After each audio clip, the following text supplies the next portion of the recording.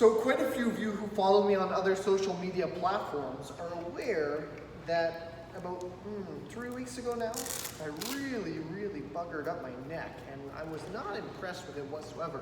And it wasn't even a byproduct of training. Actually, it was probably a byproduct of lack of training, and in particular, training specificity relative to the musculature of the neck. I literally slept in such a funky position that when I woke up, I couldn't turn my head at all. And that's not totally uncommon. I'm sure you've even experienced this yourself, where you just sleep funny even though there's nothing funny about it. And what ended up happening was it got so bad over the following few days that the pain was near unbearable. I couldn't even drive without having to pull over on the side of the road every 3 or 4 minutes to move my arm around. It got to the point where I realized I could grab the coat hook behind my head, and that seemed to be the only way that I could drive with any sort of relief, and it was still uncomfortable, just tolerable. I couldn't lift anything with my arm because I'm not sure if it was the way that the restriction developed. But even doing, say, a cable pull down, where normally I could do 140 pounds for sets of 15 to 20 reps, now pulling down, I would get to here with 70 pounds and my arm would just go limp. It didn't hurt, it just zero. So understanding as much, I was very frustrated. I was a little bit overwhelmed and confused. And it took the better part of 2 weeks before that strength actually returned, even though the discomfort was gone in about 10 or 12 days.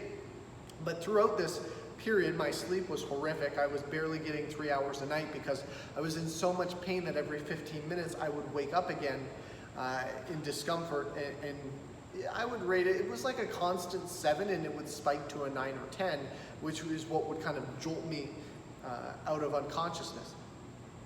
So going through that, I was like, you know what? Weak things break. This is one of my favorite quotes that Louie Simmons from Westside Barbell popularized. And it's evident that something was weak because I broke. So what I wanted to do was figure out how I could prioritize the musculature of my neck so that my neck would have greater support. And so having a background as a competitive martial artist and kickboxer, I figured one of the best places to look would be, what did those individuals do? Because we're literally getting kicked and punched in the face repeatedly, and having a strong neck is crucial. So I looked into it, and I came across the Iron Neck, which is a device I had actually heard about many moons ago, a couple of years back, from both Joe DeFranco and a lot of the individuals he works with, as well as I heard about it on the Joe Rogan podcast. And I said, you know what? That's interesting. Maybe I'll have to take it for a spin. And that's exactly what I'm going to do. I don't know if it's going to work. I really don't. This is my 4th day using it, but I'm going to try it. Because it's supposed to be a game changer. It's supposed to be one of the best pieces on the market. A lot of reputable coaches use it. I know a lot of people that have benefited from it, as well as all of the reviews that are out there, but I'm going to take it for a spin. There's 6 different exercises that they suggest in the beginner phases. So the first 2 I'm doing daily for 3 weeks. Either immediately after my training session, or if it's on an off day, I just throw it in wherever in the day that I so desire.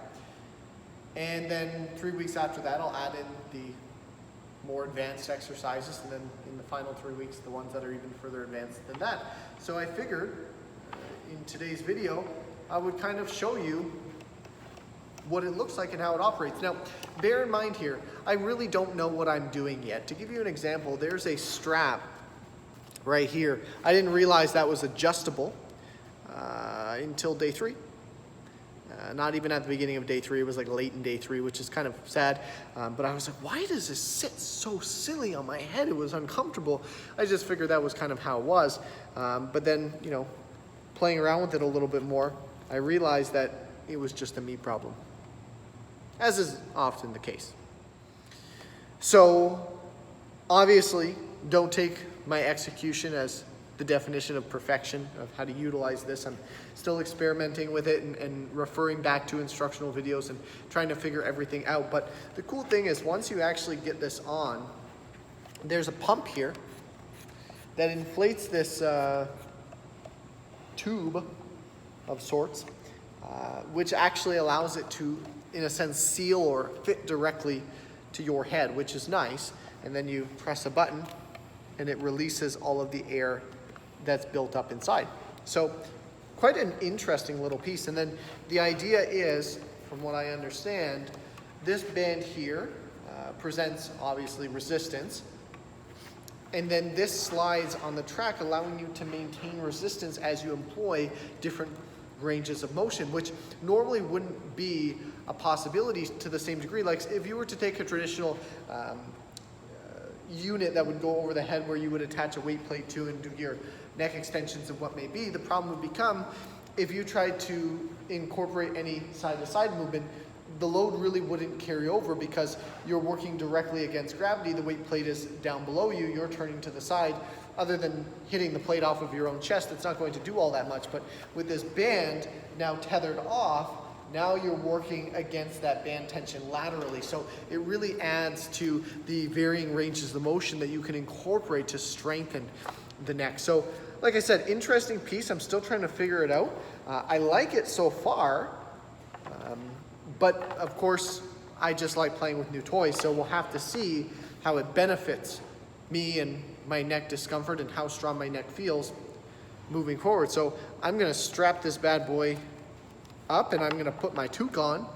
I'm gonna show you exactly what the beginner workout looks like. So of course, I've got my iron neck toque here. And I imagine the best strategy is to make sure that everyone that uses this has one, especially with all of the current mandates, but right now I'm the only one that uses this. So got my toque on, ready for the cold Canadian winter. Oh, my legs are sore today, jeez. So we're gonna put this bad boy on. Now I do have this anchored off on a squat rack in case anyone's wondering, and I MacGyvered the anchoring. It's safe, they're heavy duty carabiners, but for some reason I got the door anchor instead of the squat rack one. Wasn't the best strategy I've ever had.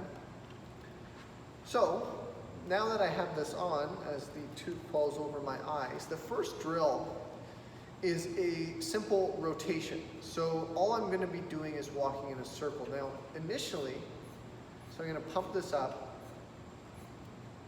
so it's nice and snug. That seems to be it there. So initially this was very awkward for me because it was sitting so high on my head, because I didn't realize I could adjust this strap over top, that every time I turned to the side it would like tilt down. And the idea is to keep this edge as level as possible, as close to the parallel with the floor as possible. And obviously you're not going to get it perfect, and I don't either, but that is the intent. So I'm stepping back until a little bit of tension is developed here. I like to keep my hands up, my knees slightly bent, maintaining a neutral spine. And then you want to go with a moderate pace all the way around, maintaining that tension throughout. So see, I lost the tension a bit there. Still getting the hang of this.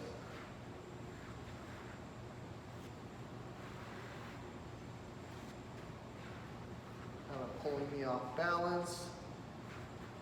I want to be deliberate with my steps, making sure I'm not losing quality of form. 3 full spins. I realized I did 4, but my first one was pretty pathetic. So now I'm going to do the same thing in the other direction. Again, I'm pulling back against that band tension so that there is tension present.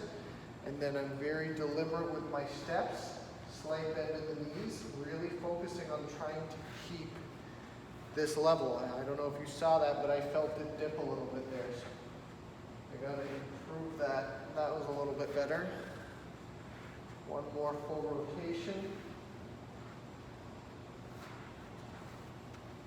And rest.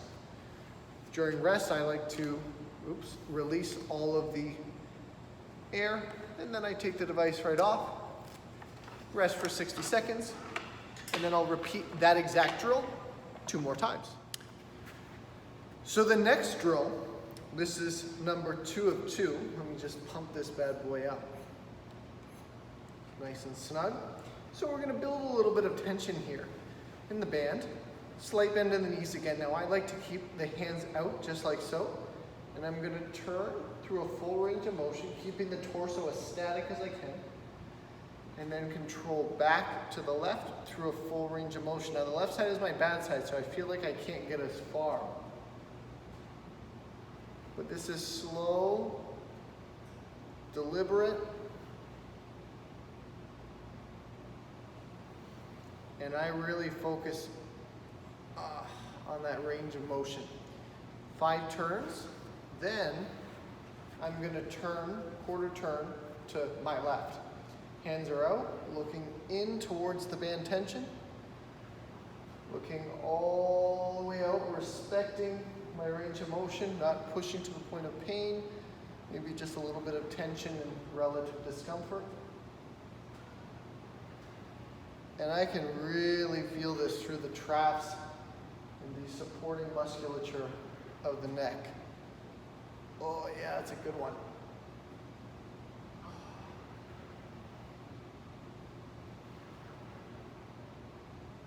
And I'm going to take another quarter turn to the right and back to the left. To the right, back across to the left. Very controlled, very deliberate, not in a rush. Lactic acid is building up.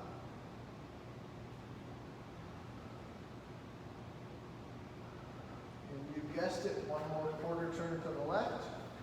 Slight bend in the knees, arms are ready.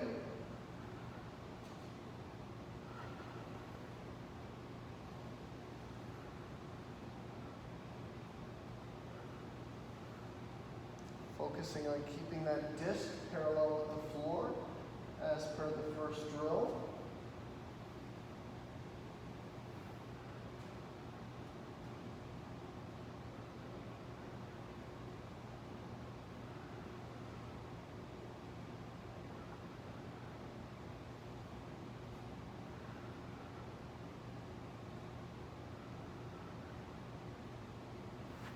And release. And this drill as well, so it's 5 head turns in each quarter turn position. So 5 to the right and left facing straight ahead, quarter turn, 5 to the right and left, 5 to the right and left, 5 to the right and left respectively, break. I take about 60 seconds rest, and then I repeat 2 more rounds as per their suggestions. So we've got 3 full rotations, and then I've got 3 quarter rotations with 5 head turns per direction. By the end of the 3rd round, I will feel fatigue in the musculature of the neck. It's surprising. The first time I didn't feel it until the 3rd round, but then I realized I was doing a really crappy job of executing all of this. And my form was just inadequate. And even now, it's far from perfect, but it's definitely a lot more controlled, deliberate. And I can feel the supporting musculature that I should, which is progressive, or at least I imagine it's going to be so in the foreseeable future. So all in all, this is what I'm up to right now. For those of you who are interested in what the heck this space device even is, I'll make sure to post a link in the description of the video. That way, if you're interested in learning more about this from their website, Iron Neck, they can do a better job of describing the benefits than I can at this current stage. But stick around, because I'll do an update video at the end of this 3 weeks as I transition into the next block, if you will, and add in the more advanced exercises. And of course, I'll be posting another one in the final block of exercises, and then a conclusion, my opinion on this at the very end. So if you're interested, stick around. And like I said, if you want to learn more for yourself, check out the link in the description and see what it's all about. And wait, as per usual, if you're not already subscribed or following, depending on what social media platform you're on, please do so, especially if you consider the content that I'm posting to be informative or interesting, or at the very least entertaining, because I look like a spaceman when I do this type of stuff. So regardless, I appreciate you checking in. And if you happen to have any specific questions or topics related to training, nutrition, or lifestyle that you'd like me to cover, send me a private message, comment on the video, whichever you're most comfortable with, reach out, and if I'm able to cover it, you can bet it'll be in an upcoming post.